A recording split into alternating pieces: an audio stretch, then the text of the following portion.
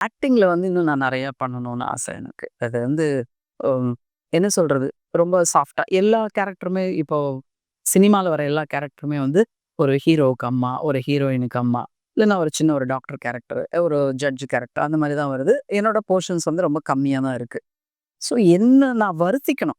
ஏன்னா நான் வருத்திக்கிட்டு என்னால முடிஞ்ச வரைக்கும் என்னோட திறமைகள வெளில கொண்டு வரணும்னு எனக்கு ரொம்ப ஆசை. ஸோ இந்த சோசியல் மீடியா வந்தது வந்து எனக்கு ரொம்பவே ஹெல்ப்ஃபுல்லா இருக்கு.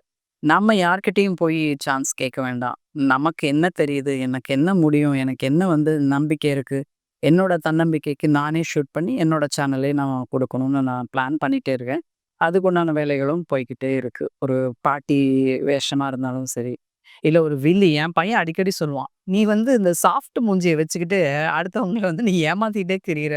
நீ வந்து பயங்கரமான வில்லி பேசிக்கலி" அப்படிம்பான். அவனுக்கு வேணா நான் வில்லியா இருக்கலாம். எல்லாரும் இருக்க முடியுமா? ஸோ, அதனால அந்த மாரி ஒரு வில்லி கேரக்டர் என் பையனோட ஆசைக்காக ஒரு வில்லி கேரக்டர் பண்ணணும்னு ஆசை.